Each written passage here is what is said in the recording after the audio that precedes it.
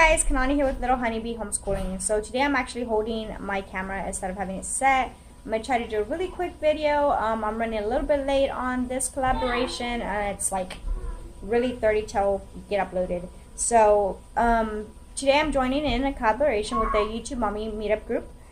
We are doing a 5 tips or advice on marriage. So I have been with my husband now for 12 years. We have not been married all 12 years, but we have been together for 12 years.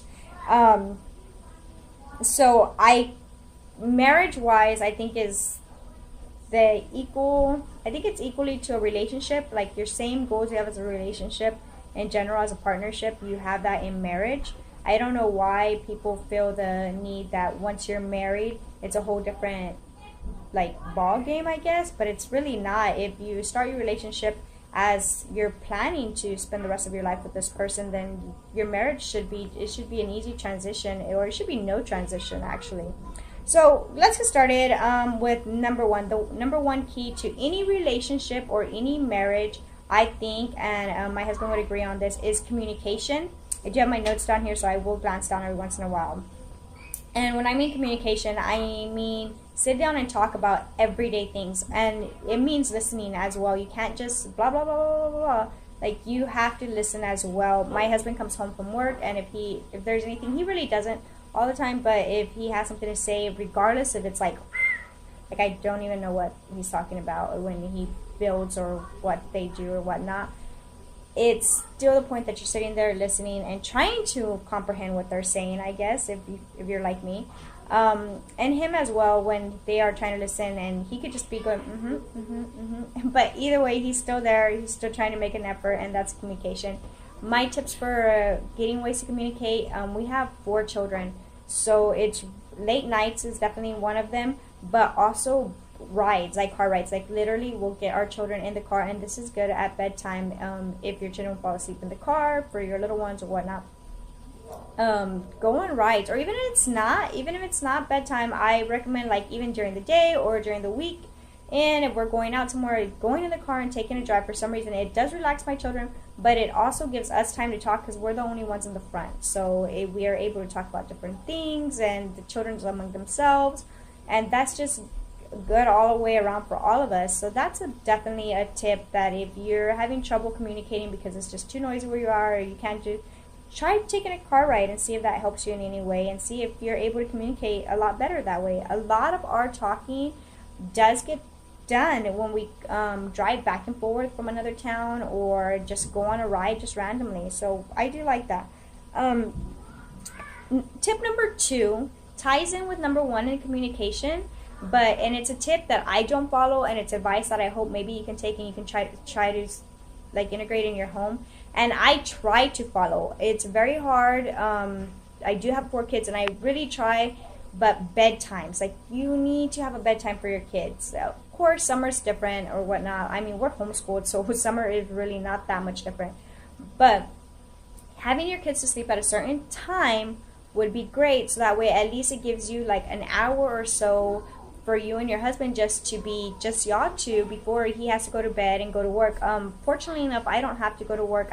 I'm able to stay home. So if I sleep in, then that's completely okay. But my husband doesn't have the ability to just sleep in. He has to go to work, and then he usually works really late, and then comes home, and then it's very tiring job. It's a labor work, so it's hard. But either way, so you want to have that rest time. For us, my main concern, and for us why it doesn't always work, is because of the fact that on days my husband does work really late, that's like the only time when he gets home is he's able to see my kids. So we do have them up a little bit later, and they're able to see him, and then they get all riled up because they want to see dad, and they are playing with dad, and then to get them back to a calm down level is just a little bit hard. But I hope that if your schedule is a little bit more freely, you can integrate that and have a set time schedule. I'm not saying 7 o'clock. I'm not even saying 8 o'clock. And then that way you have like so many hours left, but just try to do a scheduled bedtime. I definitely try to follow it. I don't stick to it, and I'm not saying it works 24/7, because like I said, I try and it doesn't always work. But setting a bedtime could lead into communication and more time for you and your husband. Communicate, of course, and then anything that y'all need to do. So number 3, because like I said, that tied into number 1. Number three is like date night.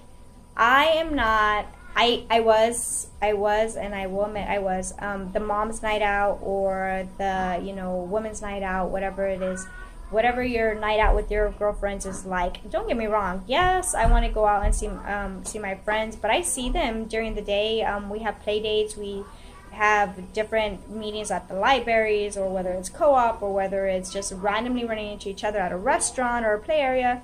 I see my friends all the time. So forgive me if come mom's night out, I want to spend time with my husband. Like if I can spring for a babysitter, or if I actually have a babysitter to watch my children, I don't want to go see my friend. I want to see my husband, who I don't get to see very often already in general. And I'm not saying anything bad against the people who do mom's night out or anything like that. I'm just saying you have the chance. A lot of people say, well, we just don't have time to go out on a date night, or we can't do date night because we don't have a babysitter.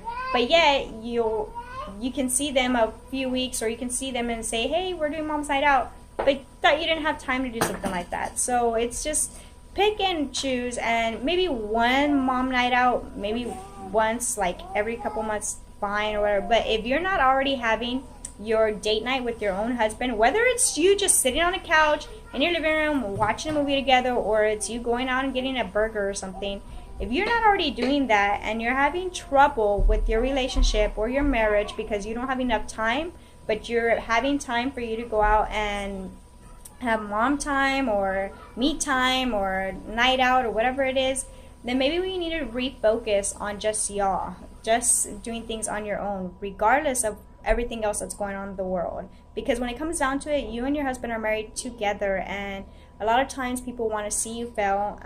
It's very sad in today's society that people want to see you fail, and they'll do anything regardless if it looks like they're trying to help you, or they're on your side, but they're really not, and they just trying to break you apart. So it's you and your husband are together in things, and it's going to be y'all two, not you and everybody else. And that's what you need.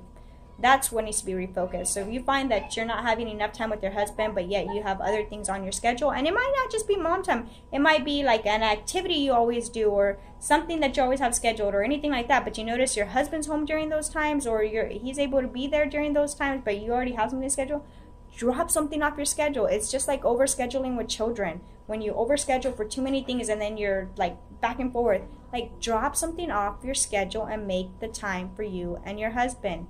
Make it.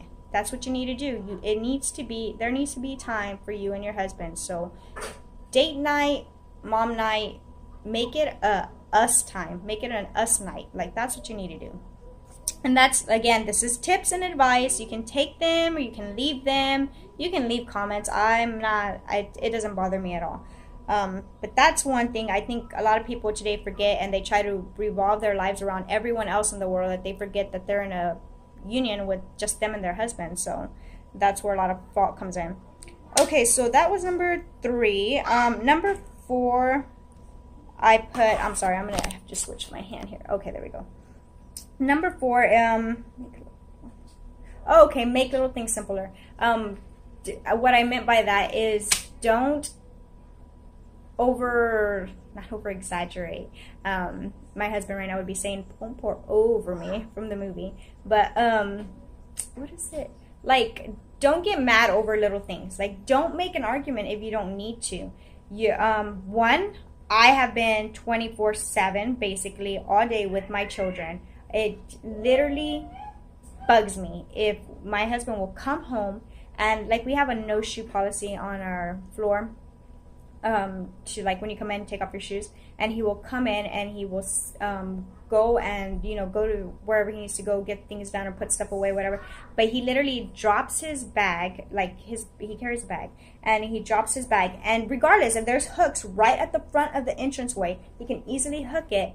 No, he'll drop it like in the living room, he'll drop it wherever, take off his shoes at the same time there or whatnot, and it drives me bananas. But you know what?